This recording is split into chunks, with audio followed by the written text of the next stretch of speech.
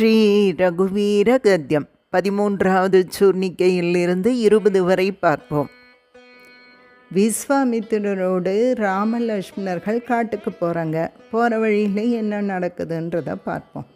குஷிக சுத விஸ்வாமித்திரர் கதித அவர் கதை சொல்ல, சின்ன குழந்தைங்க 2 பேரும் ரொம்ப தூரம் நடக்கணும், அலுப்பு தெரியக்கூடாது இல்லை, அதுக்கோசம் அவர் கதை சொல்லிட்டு போகிறார்.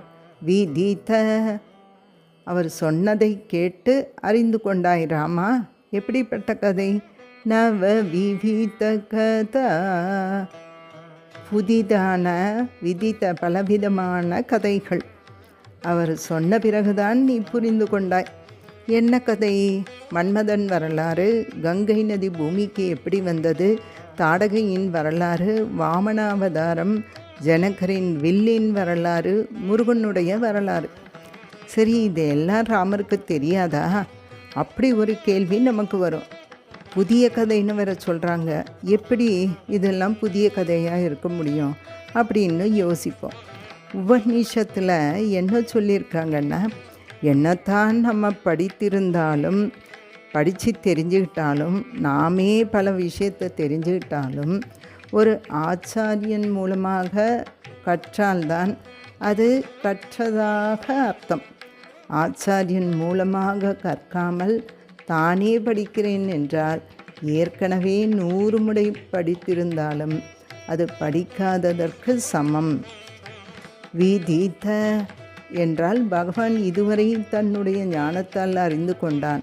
அவன் பகவானாகவே இருந்தாலும், இயற்கையாகவே எல்லாம் தெரிந்திருந்தாலும், ஆச்சாரியன் மூலம் கேட்டாலே ஒழிய அதற்கு பெருமை கிடையாது.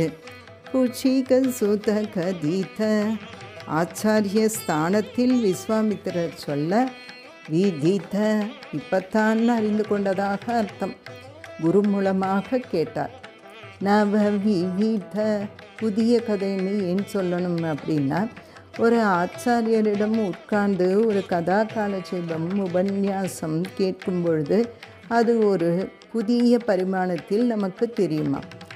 அது நமக்கு தெரிந்த கதை தான், ஆனால் இதுக்குள்ள இப்படி ஒரு விஷயம் இருக்கா, புதுசாக கேட்குற மாதிரி கேட்போம். அதுதான் ஆச்சாரியனுடைய பெருமை. பலவிதமான சரித்திரங்கள் கிடைக்கின்றது. இதனுடைய கருத்து என்னன்னா, ஆச்சாரியன் மூலம் கேட்டு தெரிந்து கொண்டான். ஆச்சாரியன் சொல்லும் பொழுது புதிய பரிமாணத்தில் அறிந்து கொண்டான். இப்படி அவரிடம் இருந்து கதை கேட்டுக்கொண்டு மிதிலைக்குள் நுழைந்து விட்டார்கள். அடுத்து சீதா கல்யாணம் வரப்போகின்றது. மிதிலை வீதியிலே விஸ்வாமித்திரரோடு ராம லக்ஷ்மணர்கள் நடந்து செல்கின்றார்கள். அப்பொழுது மிதிலையில் உள்ள பெண்கள் எல்லாம் ராமனுடைய அழகை பார்த்து ரசிக்கின்றார்கள். ரசித்து என்ன செய்கிறார்கள், பேசுகின்றார்கள் என்று பார்ப்போம். சூர்ணிகை 14. மைதில நகர சுலோச்சன லோச்சன சகோர சந்திர, மைதில நகர, மிதிலை என்னும் நகரத்தில் உள்ள சுலோச்சன, லோச்சனம்னா கண், சுலோச்சனான்னா அழகான கண் படைத்த பெண்கள். அவர்களுடைய லோச்சன கண்களிலே சகோர சந்திர, அந்த பெண்களின் கண்கள் இருக்கே அது சகோர பறவையாக இருந்தது. ராமனுக்கு பேர் என்ன? ராமச்சந்திரன். ராமா, நீ ராமச்சந்திரனாக அதில் இருந்த. சகோர பறவை என்ற பறவை தமிழில் சாதக பறவைன்னு சொல்லுவாங்க. இந்த சகோர பறவை என்ன செய்யும்னா, சந்திரனின் ஒளியை மட்டுமே உணவாக சாப்பிடும், வேறு எதுவுமே சாப்பிடாது, தண்ணீரும் குடிக்காது. இப்போ ராமர் எப்படி இருக்கின்றார் என்றால், சந்திரனாக ஒளி வீசுகின்றார். பெண்களுடைய கண்கள் அந்த சகோர பறவையாக மாறிவிட்டது. அவர்களுடைய கண்களுக்கு வேறு எது வந்தாலும் தெரியவில்லை. ராமனையே எல்லோரும் பார்த்து கொண்டிருக்கிறார்கள் என்று கம்பர் பாடுகின்றார். மைதில நகர சுலோச்சனா, அவர்கள் அழகான நல்ல கண்களை உடையவர்கள்தான். ஆனால் லோச்சன சகோர, கண்கள் சகோர பறவையாக மாறிவிட்டது. நீ சந்திரன் ஆகிவிட்டாய். அதனால் எல்லோருடைய கண்களும் உன்னையே பார்த்து கொண்டிருக்க. ஜனகர் சபைக்கு ராமர் செல்கின்றார். அங்கே சிவதனுஷ், சிவபெருமானுடைய வில் இருக்கு. அந்த வில்லை எடுத்து நான் ஏற்றுவோருக்கு தன் மகளாகிய சீதையை மணமுடித்து தருவதாக ஜனகர் கூறியிருக்கின்றார். விஸ்வாமித்திரர் ராமனிடம் சொல்கின்றார். ராமர் நான் ஏற்ற செல்கின்றார். சூர்ணிகை 15. கண்டபரசு கோதண்ட. கண்டபரசு சிவபெருமானின் பெயர். கண்ட வெட்டக்கூடிய, பரசு கோடாரி. பரசுராமர் கையிலும் கோடாரி உண்டு, சிவபெருமான் கையிலும் கோடாரி உண்டு. கண்டபரசு கோடாரியை கையில் ஏந்தி இருக்கக்கூடிய சிவபெருமானுடைய கோதண்டம் அப்படின்ன வில், பிரகாண்டம் அப்படின்ன சிறப்பான, கோதண்ட பிரகாண்ட சிறப்பான சிவதனுஷ். அதை தள்ளுவதற்கு 5000 பேர் தேவை. அதை தூக்குவதற்கு 60,000 பேர் தேவை. வில்களிலே சிறப்பாக இருக்கக்கூடியது கண்ட பரசு கோதண்ட பிரகாண்ட, மழுயேந்திய சிவபெருமானுடைய சிறப்பான வில். அதை கண்டன சோண்ட புஜதண்ட. கண்டன உடைப்பது என பொருள். உடைக்கக்கூடிய அளவிற்கு சவுண்ட வலிமை பெற்ற, புஜதண்ட புஜம்ன தோல், தோள்களை கொண்டவனே, சிவபெருமானுடைய வில்லை முறிக்கக்கூடிய அளவுக்கு நீ தோளில் வலிமை கொண்டிருக்கின்றாய். இங்கே ராமர் வில்லை முறித்தவனேன்னு சொல்லல, வில்லை முறிக்கும் ஆற்றல் கொண்டவனேன்னு தான் சொல்லியிருக்கிறார். என்ன ரகசியம் என்ன? வில்லை முறிக்கக்கூடிய ஆற்றல் இருக்கின்றது, ஆனால் முறிக்கவில்லை. ஏன் முறிக்கவில்லை? அந்த வில்லை எடுத்து நான் ஏற்றுகின்றார் ராமர். இங்கே ஜனகர் வில்லை முறிக்க வேண்டும் என்று போட்டி வைக்கவில்லை. வில்லெடுத்து நான் ஏற்றுன்னு தான் போட்டி வைத்தார். இவர் வில்லையே முறித்தால் யார் பெண் கொடுப்பார்? ராமர் முறிக்கவில்லை. அந்த வில்லை ராமர் எப்படி பிடித்தார் என்றால், இடது திருக்கரத்தால் வில்லின் நடுப்பகுதியை பிடித்தார். வில்லின் அடிப்பகுதியை இடது திருவடியில் கட்டை விரலுக்கும் அடுத்த விரலுக்கும் நடுவில் இடுக்கி பிடித்து, கீழே இருந்த நான் கயிற்றை மேல் நோக்கி கட்டுகிறார். அந்த வில்லின் மேல் பகுதி யோசித்தது. வில்லின் அடிப்பகுதிக்கு ராமர் திருவடி ஸ்பர்ஷம் கிடைத்திருக்கிறது, மேல் பகுதியான எனக்கு திருவடி ஸ்பர்ஷம் கிடைக்கவில்லையே. ஆனால் ராமர் நான் கயிறை கட்டும் பொழுது அந்த வில் தானாக வளைய ஆரம்பித்தது. ராமருடைய வலது திருவடியை நான் தொடுகின்றேன் அப்படின்னு கீழ்ப்பகுதி இடது திருவடியை தொட, மேல் பகுதி வலது திருவடியை தொடுகிறேன் என்று வளைந்து வளைந்து அந்த மேல் பகுதியை எப்ப வலது திருவடியை தொட்டதோ வில் இரண்டாக தானாக முறிந்தது. முறிக்கக்கூடிய ஆற்றல் ராமருக்கு உண்டு, ஆனால் அவர் முறிக்கவில்லை. வில் தானாக முறிந்தது. அப்படி வில் தானாக முறிந்ததை கண்டார் ராமர். சந்தோஷமானார். ஆகா, சீதை கிடைக்கப் போகின்றாள். அந்த ஆனந்தத்தை அடுத்த 16வது சூர்ணிகையில் பார்ப்போம். சூர்ணிகை 16. ராமருடைய கண்கள் அப்படியே மலர்கின்றது. சீதையை காணப்போவதால், தாயாரால் தான் பெருமாளுக்கு ஏற்றம். சீதை வரப்போவதால் ராமருக்கு ஆனந்தம். அவர் கண்கள் மலர்ந்தன. அதை வர்ணிக்கின்றார் இங்கே தேசிகர். ஒரு சூரிய கிரணமானது பட்டு தாமரைக்காடு மலர்ந்தால் எப்படி இருக்கும்? அதைவிட அழகாக ராமருடைய கண்கள் மலர்ந்தன. பியூபில் டைலைட், கண்ணுக்குள் ஒரு சின்ன துவாரம் இருக்கு இல்லையா? நாம் ரொம்ப சந்தோஷப்பட்டால் அந்த துவாரம் லேசாக டைலைட் ஆகுமா? கண் அப்படியே விரிவடையும். அப்படி அழகாக நளினமாக இருந்தது. இதுதான் சண்டகர கிரண. சண்டகரண பயங்கரமான, சண்டகர கிரண பயங்கரமான கிரணத்தை கொண்டவன் யாரு? அது சூரியன். ஏற்கனவே சந்திரன் ஜட்ட கிரண, இனிமையான கிரணம், குளிர்ந்த கிரணம் சந்திரன். இங்கே மண்டல கூட்டம், சண்டகர கிரண மண்டல. சூரிய கிரணங்கள் ஒரு மண்டலமாக அப்படியே கூட்டமாக கொத்தாக வந்து ஒரு தாமரைக்காட்டில் விழுந்ததாலே போதித மலர்கின்றன. புண்டரீகவன தாமரைக்காடு, ஒரு குளம் நிறைய தாமரைகள் மொட்டாக இருக்கு. அதில் கொத்தாக சூரிய ஒளிப்பட்டு புண்டரீகவன அந்த தாமரைக்காடு பூத்தா எப்படி இருக்குமோ, ருச்சிலுண்டாக லோச்சன அந்த அழகியே லுண்டாக்க வென்றெடுத்த லோச்சனா மலர்ந்த கண்களை கொண்டவனே. இங்கே ராமனின் திருமேனி ஒரு குளம் தடாகம் போல இருக்கு. அதில் 2 கண்கள் தாமரை முட்டு போல இருந்தது. வில் முறிந்தது அல்லவா? இதை பார்த்து சூரிய கிரணம் பட்டு தாமரை மலர்வது போல ராமனுடைய கண்கள் மலர்ந்தன.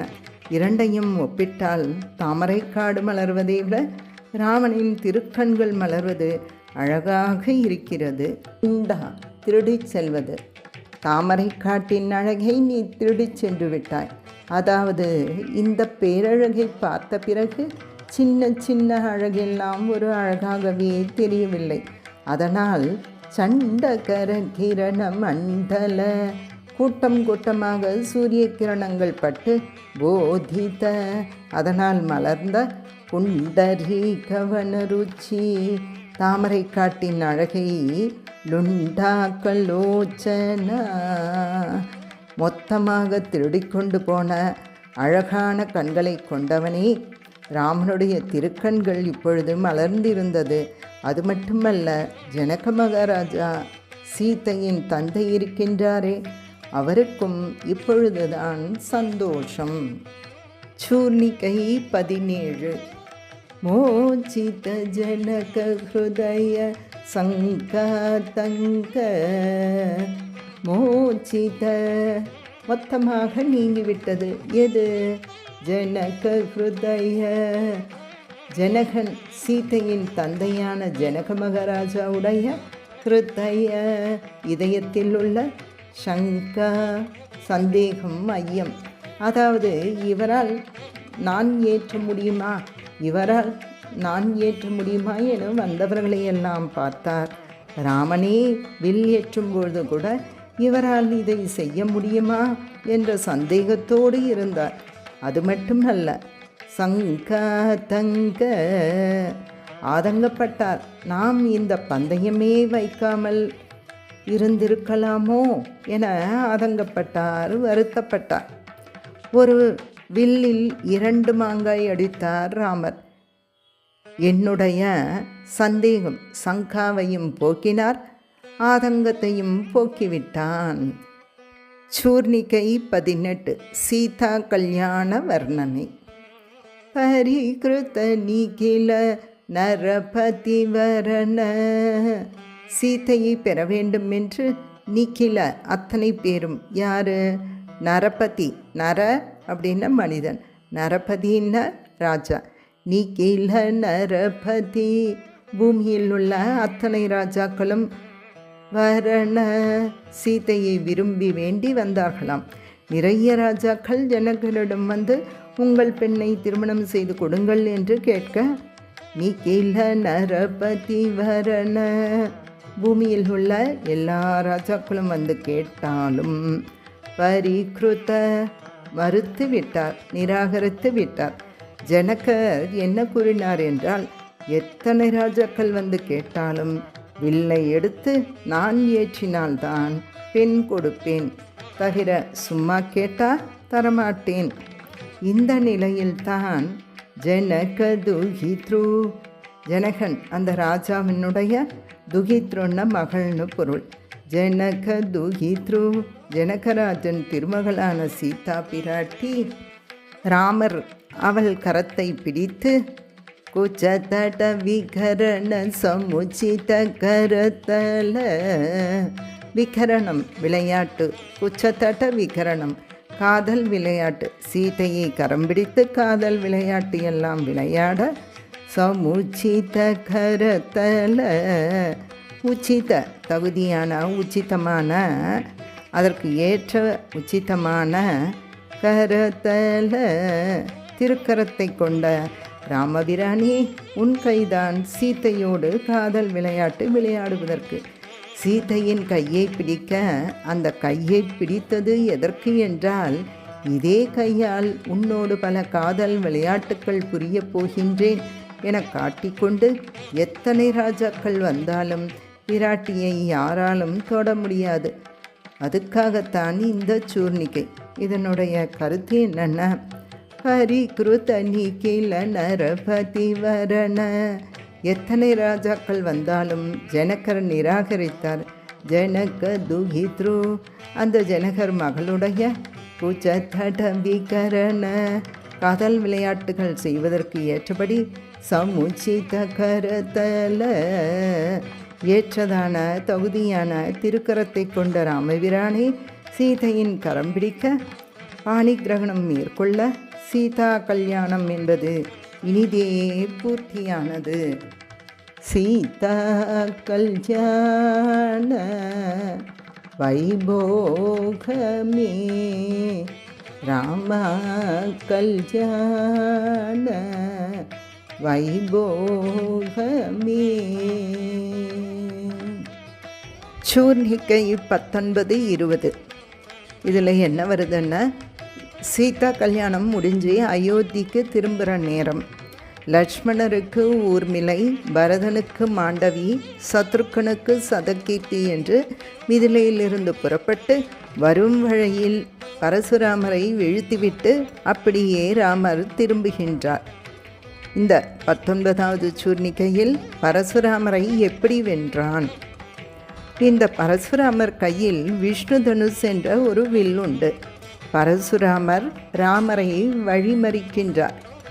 என்ன ராமா, அங்கே சிவதனுஷை முறித்துவிட்டாய் என பெரிய வீரன் என நினைத்து வந்திருக்கின்றாயா? என்னிடம் விஷ்ணு தனுஷ் இருக்கின்றது, முடிந்தால் நானை ஏற்றி காட்டு என்றார். அவ்வளவுதானே. ராமர் அந்த வில்லை கையில் வாங்கி நான் ஏற்றி தான் வீரன் என்பதை பரசுராமரிடம் நிரூபித்து அவரை வீழ்த்துகின்றார். அந்த விஷ்ணு தனுஷ் பரசுராமர் கொடுக்கின்றாரே, அது எப்படி இருந்ததுன்னா, சதகோட்டி சதகுண கடின. சதகோட்டி இந்திரனுடைய வஜ்ராயுதத்திற்கு பெயர். அந்த வஜ்ராயுதத்தை விட சதகுண, குணன மடங்கு, 100 மடங்கு கடின, கடினமாக இருக்கக்கூடிய விஷ்ணு தனுஷ் அதை பரசுதர, கையில் கோடாரி பரசு ஏந்திய முனிவர, சிறந்த முனிவராக பரசுராமர் கரத்ருத, அவர் கையில் தாங்கிக் கொண்டு வருகிறார். 100 வஜ்ராயுதத்திற்கு சமம் இந்த விஷ்ணு தனுஷ் என சொல்லிக்கொண்டு பரசுவை ஏந்திய பரசுராமர் இந்த விஷ்ணு தனுஷை கையில் தாங்கிக் கொண்டு வருகின்றார். அந்த வில் எப்படி என்றால், துரவனமதம, அவனம அப்படின்னா வளைதல், துரவனமதம அப்படின்னு சுத்தமாக வளைக்கவே முடியாதாம். என்ன காரணம் என்றால், அதற்கு பரசுராமர் கூறுகின்றார். இது வால்மீகி ராமாயணத்தில் பாலகாண்டத்தில் பூர்த்தியில் வருது. அதாவது தேவலோக சிற்பி விஸ்வகர்மா என்ன செய்தாருன்னா, சிவனுக்கு என்று ஒரு வில்லும் நாராயணனுக்கு ஒரு வில் செய்தாராம். இருவருக்கும் அவரவர் வில்லை கொடுத்து விட்டார். அப்போ இந்த தேவர்கள் எல்லாம் சும்மா இல்லாமல் சிவன் பெரியவரா நாராயணன் பெரியவரா என்று இருவருக்கும் சண்டை வைத்து பார்க்க போகிறோம் என்று சொன்னாங்க. ஏற்கனவே சைவம் வைணவம்னு ஒரு சண்டை போட்டுக்கொண்டு இருக்கிறார்கள். இனி இது வேறவா? இல்லை இல்லை, சும்மா ஃப்ரெண்ட்லி ஃபைட்டு, யார் நல்லா சண்டை போட்டுக்கிறாங்கன்னு பார்த்துடுவோம் அப்படின்னுட்டு விஸ்வகர்மா கொடுத்தவில்லை இருவரும் எடுத்துக்கொண்டு போர்க்களத்துக்கு வர்றாங்க. அப்பொழுது பெருமாள் பார்த்தார், சண்டையே இல்லாமல் இந்த சண்டையை முடிக்கணும்னு. என்ன வழி? அப்போ தான் ஹூம் என்று மூச்சு விட்டார். இப்படி ஹூம் என சொன்னதும் சிவன் கையில் இருந்த வில் லேசாக கிராக் ஆயிடுச்சு, முறிஞ்சிடுச்சு. இப்படி முறிந்ததும் நாராயணர் பெரியவர்னு சொல்லி சண்டையே இல்லாமல் தேவர்கள் முடித்து விட்டார்கள். சிவன் பார்த்தார், லேசான விரிசல் விட்டதே, என்ன செய்யலாம்னு. ஜனக மகாராஜாவோட குலம் முன்னோர் தேவராத்தன்னு ஒருத்தன் இருந்தார். அவர் கையில் கொடுத்து விட்டார். உடைந்த வில்லாக இருந்தாலும் சிவபெருமான் உபயோகித்தது என தேவராதன் பூஜித்து வந்தாராம். அவர் காலத்தில் இருந்து பூஜித்து ஜனகரிடம் வந்த வில். அந்த வில்லை ஜனகர் என்ன செய்தார்? வில்லை எடுத்து நான் ஏற்றினால் பெண் தருகின்றேன் என்றார். ஏற்கனவே லேசாக உடைந்தது. அது ராமர் திருவடியை வணங்குகின்றேன் என்று வளையவும் மொத்தமாக வளைந்து விட்டது. அதனால் அது வளையக்கூடிய வில்.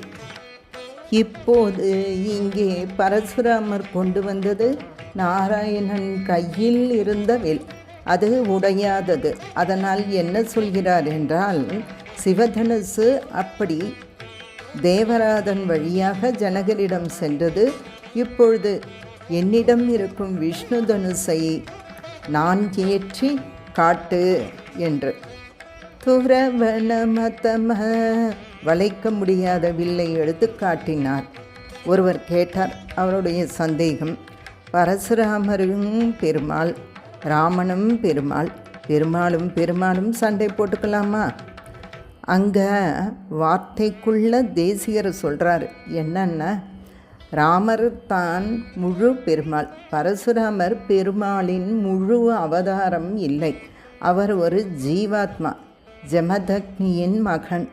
துஷ்ட மன்னர்களை அழிக்கணும் அப்படின்றதுக்கோசம் தன்னுடைய சக்தியை மட்டும் அவரிடம் பகவான் கொடுத்து வைத்திருக்கிறார். அதனால்தான் அவர் முழுமையான பெருமாள் கிடையாது. வைகுண்டத்தில் உள்ள பெருமாள் இறங்கி வந்த அவதாரம் எது என்றால் ராமாவதாரம், கிருஷ்ணாவதாரம், நரசிம்ம அவதாரம், இது போன்றவைகள் இந்த அவதாரங்கள் தான். பரசுராமர் என்பவர் ஒரு ஜீவாத்மா, பகவானுடைய சக்தியை வாங்கி வந்திருக்கின்றார். தீய மன்னர்களை அழிப்பது மட்டும் அவருடைய கடமை. இப்போ அந்த கோணத்தில் பாருங்கள், பரசுராமரிடம் பகவானுடைய சக்தி இருக்கக்கூடிய நிழல். பகவான் யார்? ராமன், நிஜம், ஒரிஜினல். அதனால் இவர் முன் அந்த நிழல் எடுபடாது. தேசிகரின் அந்த வார்த்தையை பாருங்க, நிஜ தனுராகர்ஷண அப்படின்றாரு. சமஸ்கிருதத்தில் நிஜ அப்படின்னா தன்னுடைய, நிஜ தனு அப்படின்னா தன்னுடைய வில்லை பரசுராமர்கிட்ட இருந்து வாங்கினார். ஏன் தன்னுடைய வில்லுன்னு சொல்லணும்? ராமர் யார்? விஷ்ணு. வில் என்ன? விஷ்ணு தனுஷ். பரசுராமர் வெறும் ஜீவாத்மா தான். இது ராமரை சேர வேண்டிய விஷ்ணு தனுஷ், விஷ்ணுவிடம்தான் இருக்க வேண்டும். அதனால் நிஜ தனு, தன்னுடைய சக்தியை மட்டும் பெற்றுக்கொண்ட பரசுராமரிடம் இருந்து தன்னுடைய வில்லான விஷ்ணு தனுஷை வாங்கி கொண்டு ஆகர்ஷண, அதை ஆகர்ஷணம் செய்து வளைத்து நான் ஏற்றி பிரகாசித பாரமேற்றிய, பாரமேற்றியன உயர்ந்தவன் என்பதை, பிரகாசித்த நன்கு பிரகாசித்து காட்டினார். என்ன காட்டினார்?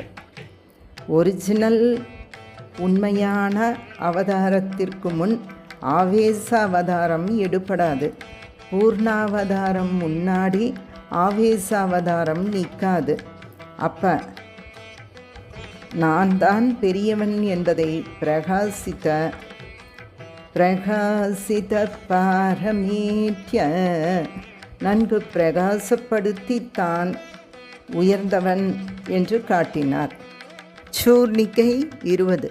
கிரதுஹர சிகரி कन्धुकविकृत्युन्मुख जगदरुन्धुतजितहरिदन्ति दन्तदन्तुरोरोन्द दशवदनतमनकुशल दशसदभुजमुख रुपदिकुलरुधिरजरभरभरित पृथुधर तटाकतर्पित पितृक भृगुपति सुगति विगतिकर नत परुटि சுபரிக. வில்லை பரசுராமரிடமிருந்து வாங்கி ராமன் நான் கயிறை ஏற்றியதன் மூலம் ராமன் நான் எல்லோரை விட பெரியவன் என நிரூபித்தார். எப்படி? இந்த ராவணன் இருக்கின்றானே, கைலாய மலையை ஆட்டியவன், இந்திரனையே தோற்கடித்தவன். அப்படிப்பட்ட ராவணன் தோற்கடித்தவன் ஒருவன். யார் என்றால் கார்த்தவீர்யார்ஜுனன் என்கின்ற ராஜா. அவன் நர்மதா நதிக்கரையில் ராவணனையே கட்டி இழுத்துச் சென்று விட்டான். அந்த அளவிற்கு வீரம் மிக்கவன். அதன்பின் புலஸ்திய மகரிஷி சொன்னார் என்று ராவணனை மன்னித்து விட்டுவிட்டான் கார்த்தவீர்யார்ஜுனன். அந்த கார்த்தவீர்யார்ஜுனனையே வதம் செய்தவர் பரசுராமர். ராமன் யார் என்றால் அந்த பரசுராமரையே வீழ்த்தியவர். அப்ப ராவணனை வீழ்த்துவது எல்லாம் ராமருக்கு ஒரு விஷயமா? ராமன் எவ்வளவு பெரியவன் என்றால் இந்திரனையே வென்றவன் ராவணன், ராவணனை வென்றவன் கார்த்தவீர்யார்ஜுனன், கார்த்தவீர்யார்ஜுனனை வென்றவன் பரசுராமர், பரசுராமரையே வென்றவர்தான் ராமன். அவர்தான் பெரியவர். இதுதான் இந்த சூர்ணிகையின் அர்த்தம். கிரத்துஹர சிகரி. கிரத்துன யாகம், கிரத்துஹர யாகத்தை அழித்தவர் சிவபெருமான், தட்ச யாகத்தை அழித்தவர். தட்ச பிரஜாபதி யாகம் செய்யும் பொழுது அதில் சதி தேவி போய் தன் உயிரை விட்டு விடுகின்றார். அதனால் கோபம் கொண்ட சிவபெருமான் தட்ச யாகத்தை அழிக்கின்றார். அதனால் கிரதுஹர சிகரி, சிவன் வாழ்ந்த கைலாய சிகரத்தை, அதையே கந்துக விக்ருத்யுன்முக, கந்துக்கண்ண பந்து, விக்ருத்துன்ன விளையாட்டு, பந்து விளையாடுவது போல ராவணன் கைலாய மலையையே பந்தாடப் போகின்றேன் என்று கந்துக விக்ருத்யுன்முக, அதற்கு முயன்றவன் ராவணன்.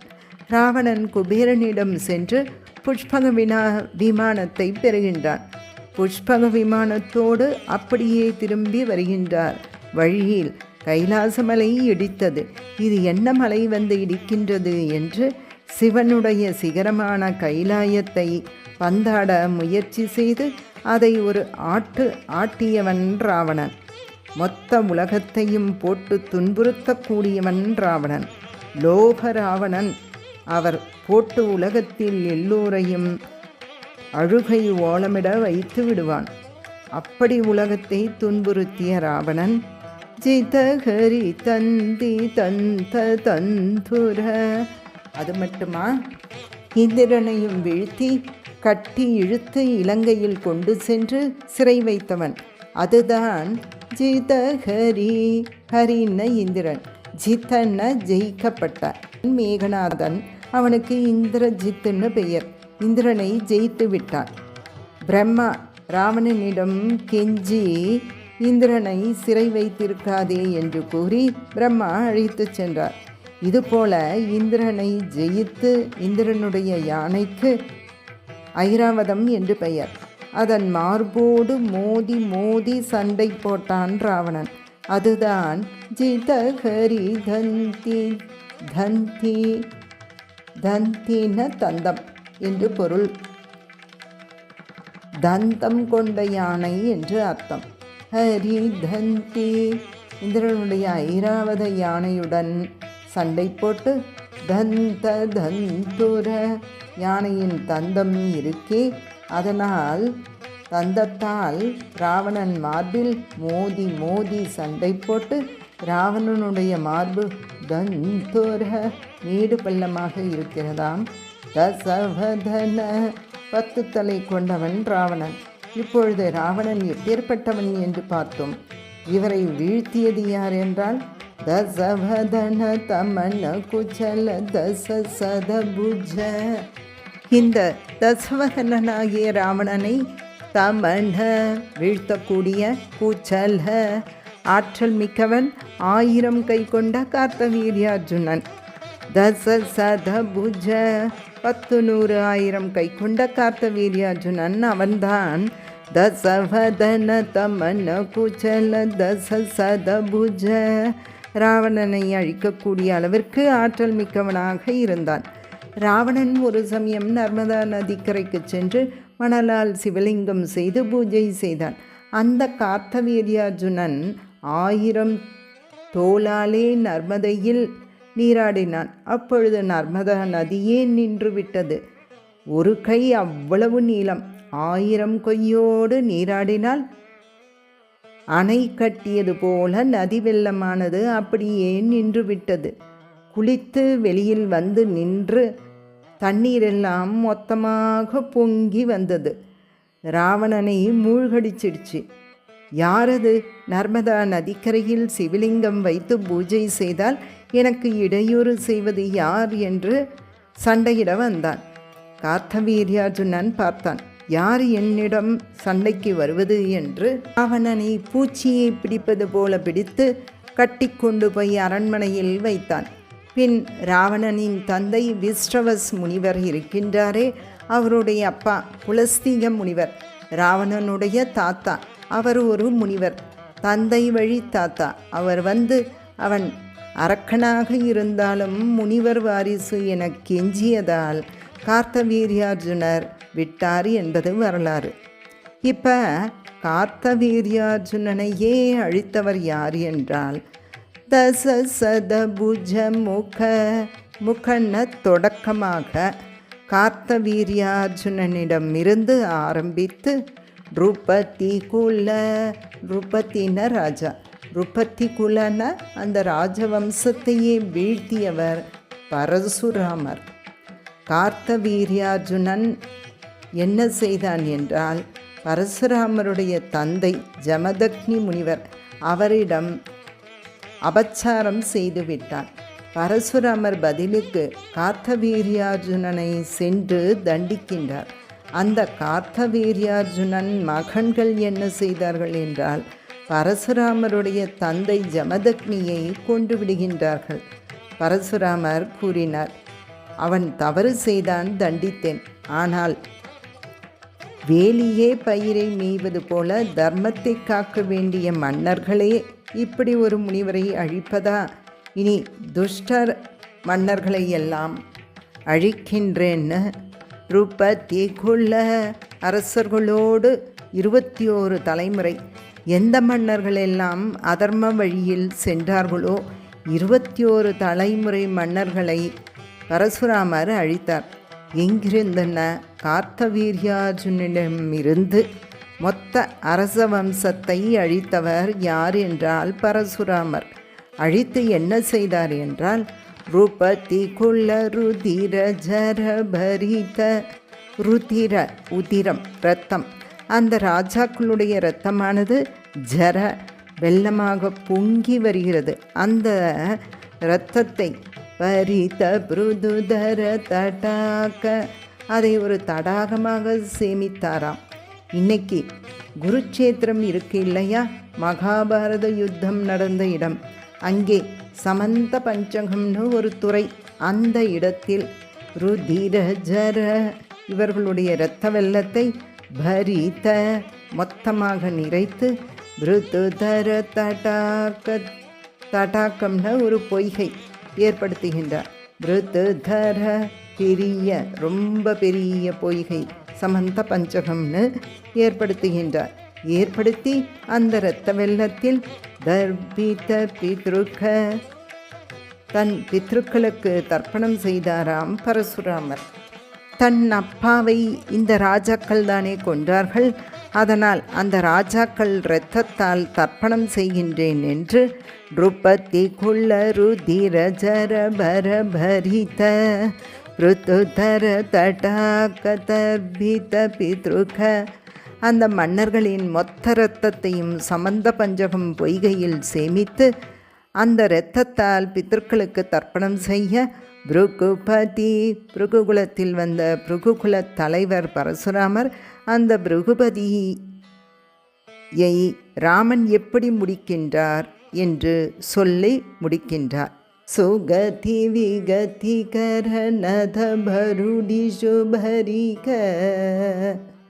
அவருடைய சுகதி, அவருடைய நல்லுலகத்தை, விகதி கர தடுத்து அழித்தார் ராமன். இது என்ன, இது புரியலையே, நற்கதியை அழித்தார்னு சொல்கிறாங்களே. அதாவது பரசுராமர் விஷ்ணு தனுசை எடுத்து நான் ஏற்றி காட்டுன்னாரு. ராமர் வில்லேந்தி அம்பு பூட்டி பரசுராமரிடம் ராமர் சொல்கிறாரு, அம்பு பூட்டிட்டேன்னா அடித்து தான் ஆகணும். பரசுராமரே, நீங்கள் பெரிய முனிவர், வேதம் படித்தவர், விஸ்வாமித்திரரின் சகோதரி பேரன்தான் பரசுராமர், ஆச்சாரியாரின் உறவினரும் கூட. உங்களை கொல்ல மனசில்லை. 2 ஆப்ஷன் தரேன். உங்கள் கதியை அடிக்கட்டுமா, சுகதியை அடிக்கட்டுமா? தேசிகர் அழகான வார்த்தை போட்டிருக்கிறார். கத்தின்னு என்ன? நடக்கக்கூடிய ஆற்றல், எல்லா இடமும் சஞ்சாரம் பண்ணி நடந்து கொண்டே இருப்பார். சுகதின்னு நற்கதின்னு பொருள். நிறைய தபஸ் பண்ணியிருக்கார் பரசுராமர். பகவான் கிடையாது, அவர் ஜீவாத்மான்னு சொன்னோம். அவர் நல்லுலகம் போகணும், நற்கதி போகணும் அப்படின்னு சொல்வோம் இல்லை, இறந்த பிறகு நற்கதி போகணும்னு. அந்த சுகத்திற்காக தபஸ் பண்ணி இருக்கிறார். சஞ்சாரம் பண்ணுற நடைன்ற கதியை அடிக்கட்டுமா, தபஸ் பண்ணிய பலனான சுகதி என்கின்ற நற்கதியை அடிக்கட்டுமான்னு கேட்க பரசுராமர் சொல்கிறார், என் கதி நடையை அடிச்சுடாதே, என் சுகதி இதுவரை என் தபஸ் எல்லாம் அடிச்சிடு, நற்கதியை அடிச்சிடு, இனி புதுசாக தபஸ் பண்ணுறேன்றார். ராமன் என்ன பண்ணார்? பிருகுபதி சுகதி. பிருகுபதியான பரசுராமருடைய சுகதி, அவர் நற்கதிக்கு செய்த தபஸ் புண்ணியங்களை விகதிகர அவற்றையெல்லாம் தடுத்து அழித்த நதபருடி சுபரிக. அப்படிப்பட்ட அம்பு போட்டவன். எப்படிப்பட்ட அம்பு? நதபருட் அப்படின்னா கணுன்னு அர்த்தம். ராமன் போட்ட அம்பால் கணுக்கள் வளைந்து வளைந்து கணுக்கள் நிறைய இருக்குது. கணுக்களை கொண்ட ஈஷு அம்பு. அதோடு முடிச்சிடலை, கடைசியாக பரிக அப்படின்னா தாழ்பாள். பரசுராமர் நற்கதி மேல்லோகம் போக நினைக்கின்றார். விகதிகர தடுத்தான். எப்படி? நதபருடி சுபரிக. அம்பையை பூட்டாக தாழ்பாளாக பயன்படுத்தி நதபருட் வளைந்த கணுக்கள் கொண்ட இஷு அம்பு என்ற பரிக தாழ்பாளையை பரசுராமர் நற்கதி போகாதவாறு தாழ்பால் போட்டு தடுத்தார். புதிதாக தபஸ் செய்யும்படி வைத்தார். பரசுராமர் தபஸ் செய்கின்றேன் என மகேந்திரகிரிக்கு செல்ல சீதையோடு ராமர் அயோத்திக்கு திரும்பி அயோத்தியில் ஆனந்தமாக எழுந்தருளி 12 வருடங்களை கழிக்கின்றான் என்று பாலகாண்டம் நிறைவடைகிறது. கருத்து என்னென்ன? தட்ச வேள்வி அழித்த சிவபெருமான் அவருடைய மலையாகிய கைலாயத்தை பந்தாட முயன்றவன் ராவணன். இந்திரனுடைய யானை ஐராவதமானது மோதி மார்பிலே மேடு பள்ளம் ஆனவன். அந்த ராவணனை வீழ்த்த 1000 தோள் கொண்ட கார்த்தவீரியன் அவனையே அவன் தொடக்கமாக ராஜாக்களை வீழ்த்தி அழித்து இரத்தத்தால் பித்ரு தர்ப்பணம் செய்த பரசுராமர் அந்த பரசுராமருடைய நற்கதிக்கு அடைத்து தாழ்பால் போடும்படி வளைந்த கணுக்களை கொண்ட அம்பு போட்டு கொன்றவன் ராமன். புரிந்து கொள்ள வேண்டியது என்னென்ன? பகவான் ரொம்ப பெரியவன். நாம் வாழ்க்கையில் நீ பெரியவனா நான் பெரியவனா என்று கணவன் மனைவிக்குள் நீயா நானா சரியா தவறா இதே சண்டைதான். புரிந்து கொள்ள வேண்டியது ஒரே விஷயம். ரகுவீர கத்தியம் பாலகாண்டம் கேட்ட பிறகு என்ன பலன்னா, பணிவு என்பதை வளர்த்து கொள்வோம். ஒரு பக்கம் பக்தியும் வளரும், ஒரு பக்கம் வாழ்க்கையில் பிராப்ளங்கள் வராமல் இருக்கும். அதனால் எல்லோரையும் விட மேம்பட்டவன் அவன்தான் மகா வீர வைபவம். அதுதான் ராமருடைய பெருமை. இந்த பாலகாண்டத்தின் வழியாக அறிகின்றோம். இந்த பாலகாண்டத்தை கேட்டவர்களுக்கு நல்ல குழந்தையானது பிறக்குமாம்.